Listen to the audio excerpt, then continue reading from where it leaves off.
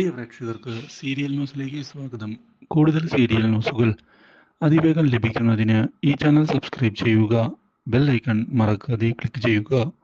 Video ഇഷ്ടമായി എങ്കിൽ like ചെയ്യാൻ മറക്കരുത്. ഓഫീസിൽ വന്ന ദേവബാല പ്രശ്നമുണ്ടാക്കി എന്നുള്ള കാര്യം ഉടൻ തന്നെ ഇഷ അറിയിച്ചിരിക്കുകയാണ് അഭിഷേകിനെ.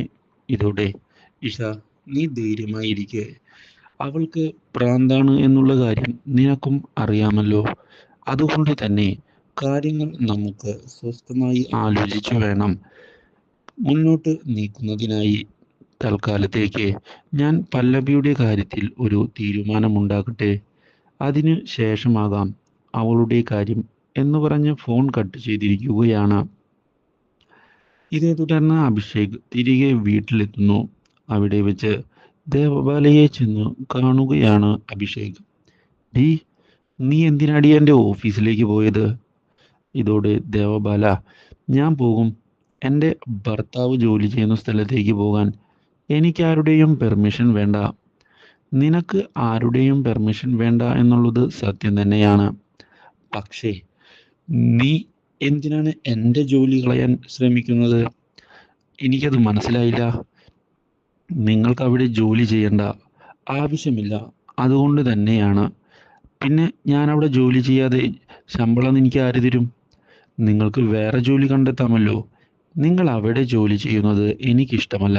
അതുകൊണ്ട് തന്നെയാണ് ഞാൻ നിങ്ങളുടെ ജോലി കളയുന്നതിനായി അവിടേക്ക് പോയത്. എടി, നീ ഇനി എന്തൊക്കെ ചെയ്താലും ആ ഓഫീസിലെ ജോലി ഞാൻ കളയുകയില്ല. ആ കാര്യത്തിൽ ഞാൻ നിനക്ക് ഉറപ്പ് നൽകുന്ന കാര്യമാണ്.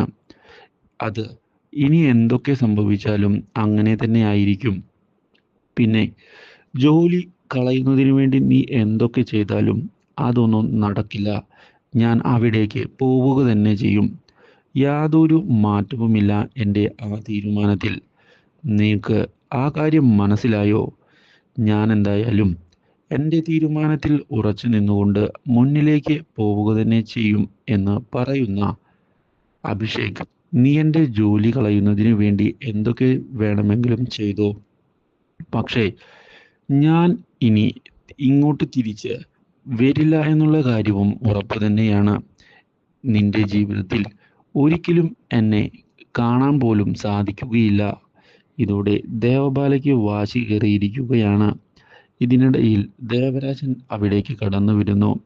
ഇതോടെ ദേവരാജനോട്, എൻ്റെ ജോലി കളയിപ്പിച്ച് നിങ്ങളുടെ മകളുടെ ജീവിതത്തിലേക്ക് കൊണ്ടുവരാനുള്ള തന്ത്രമൊക്കെ ഉപേക്ഷിക്കുന്നതാണ് നല്ലത്. അതൊന്നും ഒരിക്കലും നടക്കില്ല. എനിക്ക് എൻ്റെതായ തീരുമാനങ്ങളുണ്ട്. ഞാനതിൽ ഉറച്ചു തന്നെ നിൽക്കും. ഞാനത് പറഞ്ഞില്ല എന്ന് വേണ്ട. കാര്യങ്ങൾ ഒരിക്കലും നിങ്ങൾ വിചാരിച്ചതുപോലെ നടക്കുകയുമില്ല എന്ന് പറഞ്ഞ് അഭിഷേക് അവിടെ നിന്ന് പോവുകയാണ്. ഇതോടെ ദേവബാല ആകെ ദേഷ്യപ്പെട്ട് നിൽക്കുന്നു. ദേവരാജനാകട്ടെ ദേവബാലയോട് എന്തു പറയുമെന്നറിയാതെ നിൽക്കുകയാണ്. ഞാൻ എന്തായാലും അവൻ്റെ ജോലി കളയും അച്ഛാ. അവൻ ഇവിടെ തന്നെ നിൽക്കണം. എന്നാൽ മാത്രമാണ് കാര്യങ്ങൾ ഞാൻ വിചാരിച്ചതുപോലെ നടക്കുകയുള്ളൂ. ഈ കാര്യം പറഞ്ഞതിനെ തുടർന്ന് ദേവരാജനും ആകെ കൺഫ്യൂഷനിലായിരിക്കുകയാണ്. ഇതേ സമയം സോഹൻ വന്നു കണ്ടിരിക്കുകയാണ് അഭിഷേകിനെ. ദേവബാല ഓഫീസിൽ വന്ന് പ്രശ്നങ്ങൾ ഉണ്ടാക്കുന്നുണ്ടല്ലോ. എന്താണ് നീ ഇതിൽ ചെയ്യാൻ ഉദ്ദേശിക്കുന്നത്? കാര്യങ്ങൾ മനസ്സിലാക്കി ചെയ്തില്ല എങ്കിൽ പ്രശ്നങ്ങൾ വഷളാകും അഭിഷേക്. നീ ഇപ്പോൾ കളിക്കുന്നത് തീക്കളിയാണ് എന്ന് ഞാൻ പറഞ്ഞില്ലെന്ന് വേണ്ട. അതുകൊണ്ട് തന്നെ വളരെ സൂക്ഷിച്ച് ചെയ്യേണ്ട കാര്യമാണിത്. എടുത്തു ചാടി നീ എന്തെങ്കിലും മണ്ടത്തരം കാണിച്ചാൽ അതിൻ്റെ പരിണിത ഫലങ്ങളും അനുഭവിക്കാൻ തയ്യാറായിരിക്കണം. ഞാനിനി ആരെ പേടിക്കാനാണ് സോഹൻ? എൻ്റെ എല്ലാം നഷ്ടപ്പെട്ടു കഴിഞ്ഞു. ഇനി എൻ്റെ മുന്നിലുള്ള ആകെ പോൺ വഴി ഇഷയും കാര്യങ്ങളുമാണ്. അത് തിരികെ നേടുന്നതിനായി ഏതറ്റം വരെ പോകാനും ഞാൻ തയ്യാറാകും. ആ കാര്യത്തിൽ യാതൊരു മാറ്റവുമില്ല. ഇതെൻ്റെ തീരുമാനമാണ്.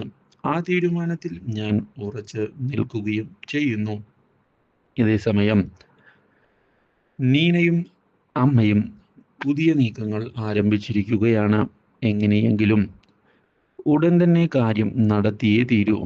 മാത്രവുമല്ല, ഇപ്പോൾ ഇഷ നമ്മുടെ കണ്ണിലെ കരടായി മാറിയിരിക്കുകയാണ്. അവളെ വെറുപ്പിച്ചിവിടെ നിൽക്കുന്നതും നല്ലതിനല്ല. ഇനി എന്തു ചെയ്യും? ആ ഒരു ചോദ്യം ബാക്കിയാവുകയാണ് എന്ന് പറഞ്ഞതിനെ തുടർന്നാണ് ഇഷ അവരുടെ മുൻപിലേക്ക് കയറി വരുന്നതും പുതിയൊരു ഓഫർ അവരുടെ മുമ്പിൽ വെക്കുന്നതും. Do like, share and subscribe.